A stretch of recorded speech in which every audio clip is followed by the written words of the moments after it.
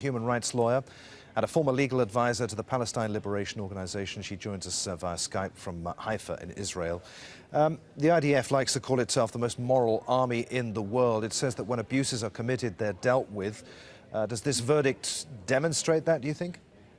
Obviously not. You know, Adrian, every country around the world says that their army is the most moral army in the world. I've yet to hear one country say that their army isn't the most moral army in the world.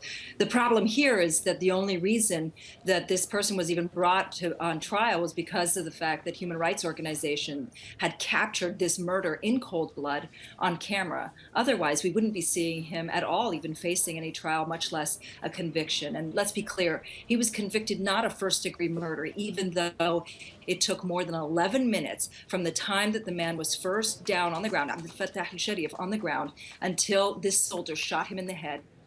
That is first-degree murder. It is not manslaughter, and yet he was only convicted of manslaughter in order to appease the Israeli public and to appease the international community that is watching this. All right. The trial, as we heard a few moments ago, has polarized Israeli society. There are fierce discussions, even within the IDF, about whether Azoria should have been tried at all and what the verdict should have been. What do you make of that debate?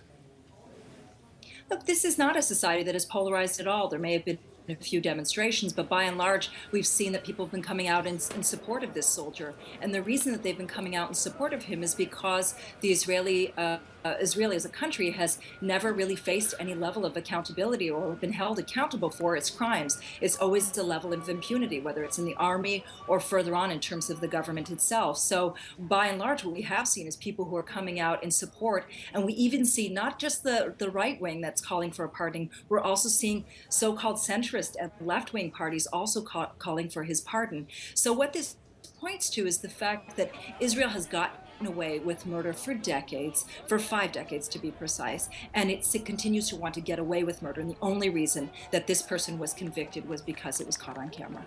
Yeah, as you say, it was caught on camera. That the trial and the verdict have been subject to the full glare of the world's media. In the light of that call for a pardon from senior politicians, given that the media coverage, the worldwide media coverage, do you really think he will be?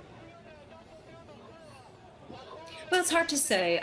The fact that they already reduced his charges from first-degree murder down to manslaughter is already indicative of them succumbing to pressure.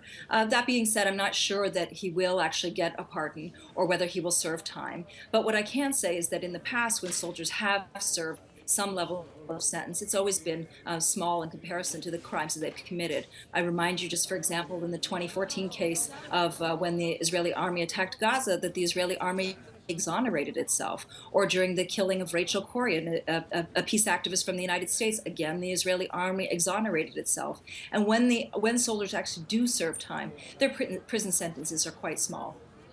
Okay, thank you. The views there of Buttu, Palestinian human rights lawyer.